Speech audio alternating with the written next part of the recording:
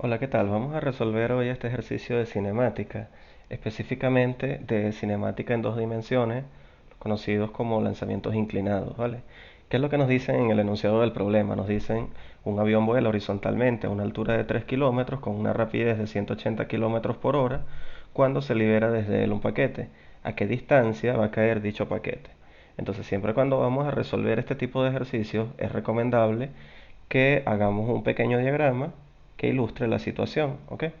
Entonces vamos a establecer un sistema de referencia XY donde a una cierta altura, que nos están diciendo que es de 3 kilómetros, sale disparado horizontalmente un paquete con una velocidad inicial que va a ser la misma velocidad del avión. Si te dicen que el paquete se liberó desde el avión, la velocidad inicial del paquete va a ser la misma velocidad inicial del avión. Y sabemos que él va a describir esta trayectoria parabólica. Lo que queremos determinar es cuál es la distancia a donde cayó, ¿sí? Saben que a esto comúnmente se le llama el alcance horizontal. Perfecto. Entonces, siempre cuando vamos a resolver este tipo de ejercicios de cinemática, lo recomendable es que escribamos la ecuación de movimiento para el eje de las X y la ecuación de movimiento para el eje de las Y. Recuerden que la ecuación para el eje de las X es X va a ser igual a X inicial más componente X de la velocidad inicial por el tiempo más un medio de la componente X de la aceleración por el tiempo al cuadrado. ¿Ok? Entonces, dada la ecuación general, vamos a empezar a ver qué es lo que va a ser cero, qué es lo que va a ser positivo, qué es lo que va a ser negativo en dicha ecuación. Entonces, empezamos con x inicial. Si notamos, vemos las coordenadas del punto de partida. Ese punto tiene coordenadas que x vale 0 y y vale h. Entonces, x inicial sería igual a 0. ¿Ok? Luego vemos lo que es la componente x de la velocidad inicial. Siempre cuando nos hablen de componente de la velocidad, lo que tenemos que hacer es ver cuál es la dirección del vector para ver qué signos van a tener dichas componentes. En este caso vemos que el vector velocidad está así horizontal y bueno, en un vector que esté con esta orientación sabemos que tendrá componente x positiva y no tendrá componente y puesto que él está paralelo al eje de las x. Entonces sí tiene componente x y la componente x es de hecho la velocidad inicial. Entonces esta parte pues no se cancela. Y luego vendrá la componente X de la aceleración.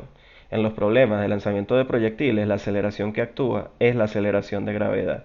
Y la aceleración de gravedad es un vector que está paralelo al eje de las Y. Como el vector aceleración de gravedad está paralelo al eje de las Y, no tendrá componente en el eje de las X, por lo tanto, la componente X de la aceleración va a ser igual a cero también, y eso hace que todo este término se cancele. ¿Qué fue lo único entonces que nos quedó de la ecuación del eje de las x? Nos queda que x va a ser igual a la velocidad inicial por el tiempo. Repito, no es necesario colocar acá componente x porque ya dijimos que el vector solamente tiene componente x. Entonces, esta va a ser la ecuación para el eje de las x. Muy bien. Independientemente de qué sea lo que les estén pidiendo en un problema de cinemática en dos dimensiones, siempre inician el problema escribiendo las ecuaciones de movimiento. ¿Ok? Ecuación de movimiento para el eje x, ecuación de movimiento para el eje y.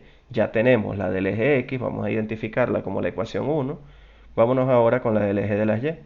La del eje de las y sería y final es igual a y inicial más componente y de la velocidad inicial por el tiempo, más un medio de la componente y de la aceleración por el tiempo al cuadrado. Vean que es exactamente la misma ecuación, solamente que los subíndices en lugar de ser x son subíndices y. Entonces vemos nuevamente, ¿quién sería y inicial? En este caso y inicial es h, la altura desde la cual se libera el paquete que nos dicen que es de 3 kilómetros. ¿Ok? Entonces sí hay un valor de y inicial diferente de 0. Componente y de la velocidad inicial, discutimos hace unos segundos que la componente y de la velocidad inicial iba a ser cero, puesto que el vector velocidad inicial es un vector que está horizontal. ¿Ok? Por lo tanto, la componente y de la velocidad se hace cero y puesto cero por t va a ser cero, todo este término se nos hace cero. Y la componente y de la aceleración, habíamos dicho que iba a ser la aceleración de gravedad. A ella le vamos a colocar signo negativo por su orientación, puesto que está dirigida hacia abajo. ¿Sí? No se confundan con eso, de que les dicen que la aceleración puede ser positiva cuando el objeto va bajando porque va a favor del movimiento, o negativa cuando va en contra. Eso puede conducir los errores en los resultados, Ustedes lo que tienen que hacer es establecer un sistema de referencia y en base a ese sistema de referencia van a ver qué es positivo y qué es negativo. En este sistema de referencia que yo establecí, dije que el eje de las Y iba a ser positivo hacia arriba. Por lo tanto, si la gravedad va hacia abajo, el signo de ella indudablemente tiene que ser negativo. Entonces aquí nos va a quedar Y inicial, que es h, la altura desde la cual se libera, más un medio, nos va a quedar menos un medio de la gravedad por el tiempo al cuadrado. Acá ya está el negativo del valor de la gravedad. O sea, no es que la van a colocar acá negativo y después nuevamente la van a colocar negativo porque eso los va a llevar a un error, ¿sí? Entonces, bueno, ya tenemos también la ecuación del eje de las Y para este problema. Es importante aclarar, no es que siempre estas vayan a ser las ecuaciones para el eje de las X y para el eje de las Y en todos los problemas de lanzamientos horizontales. Estas son las ecuaciones particulares de este problema. Ustedes siempre tienen que conseguir las ecuaciones partiendo de las generales, que son esta que escribimos acá y esta que escribimos acá. Dependiendo la simetría del problema, ustedes van a ver qué es lo que es positivo, qué es lo que es negativo, qué es lo que es cero, qué es lo que se cancela, qué es lo que no se cancela, y bueno, y ven cómo les quedan las ecuaciones en este problema en particular. Entonces, bueno, ya teniendo la ecuación para el eje de las X y la ecuación para el eje de las Y, vamos a recordar qué es lo que nos están pidiendo en el problema. En el problema nos están pidiendo es la distancia a la que cae el paquete. Si notamos, esa distancia pues viene siendo la coordenada final en el eje de las X, el valor final de la coordenada X. Entonces, si notamos, este punto tiene coordenadas tales que X vale D y Y vale 0, así como el punto de partida X valía 0 y Y valía H. Entonces, ¿qué es lo que haremos en este caso? Bueno, como sabemos que es a X a quien estamos buscando, escribiremos entonces que X final es igual a la velocidad inicial por el tiempo, pero como X final es el que estoy buscando y estoy diciendo que es igual a D, entonces la ecuación nos va a quedar que D es igual a velocidad inicial por el tiempo. Esta velocidad inicial la tenemos, nos dicen que es de 180 kilómetros por hora. Ojo, esa velocidad tenemos que llevarla a metros sobre segundo porque son las unidades con las que comúnmente trabajamos. Y no conocemos el tiempo. Entonces nos vamos a la ecuación del eje de las Y y escribimos la ecuación del eje de las Y que ya teníamos que era altura en cualquier instante de tiempo iba a ser igual a la altura inicial que era h menos un medio de la gravedad por el tiempo al cuadrado. Si sabemos que el objeto va a llegar al suelo, entonces lo que se cumple es que la altura final va a ser igual a 0 y de ahí, de esta ecuación, vamos a poder despejar el tiempo y nos va a quedar que h menos un medio de g por t cuadrado es igual a 0. Por lo tanto, nos va a quedar que h va a ser igual a un medio de la gravedad por el tiempo al cuadrado. Como el tiempo es el que nos interesa, lo despejamos, pasamos el 2 multiplicando, la g dividiendo, el cuadrado como una raíz, y eso nos da el tiempo. Vamos a sustituir valores, ¿verdad?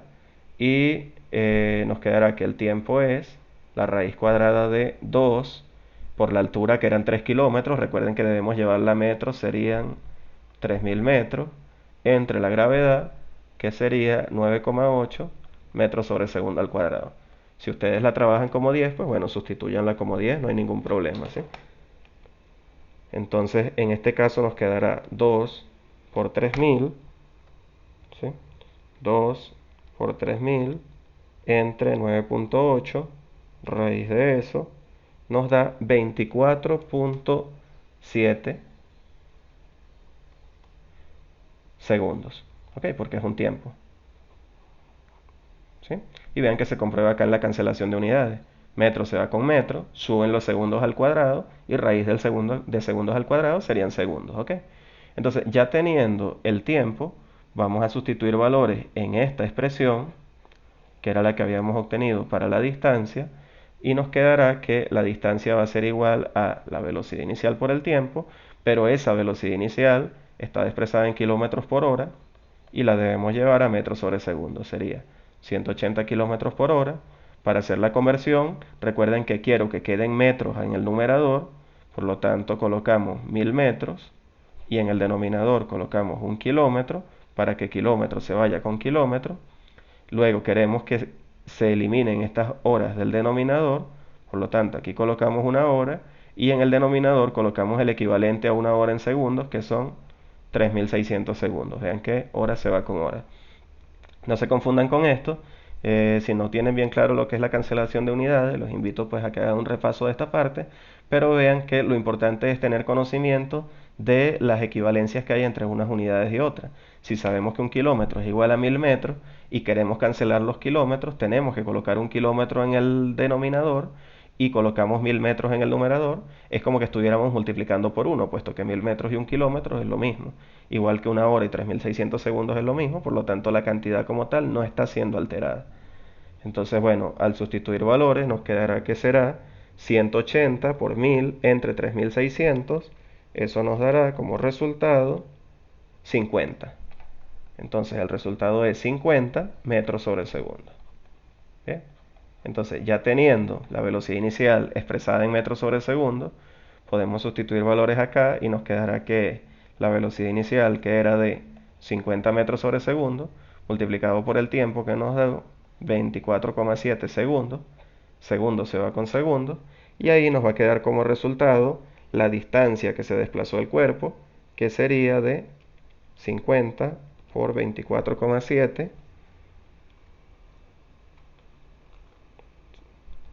que eso nos da 1235 metros. Bien, entonces, bueno, podemos hacer un repaso. Vean que lo que hicimos fue, teníamos las coordenadas del punto de partida, teníamos las coordenadas del punto de llegada. Recuerden que dijimos que lo importante era encontrar las ecuaciones de movimiento, ecuación para el eje de las X, ecuación para el eje de las Y. Y una vez que las teníamos, de allí teníamos que ver cómo obteníamos la información, cómo obteníamos lo que nos estaban pidiendo.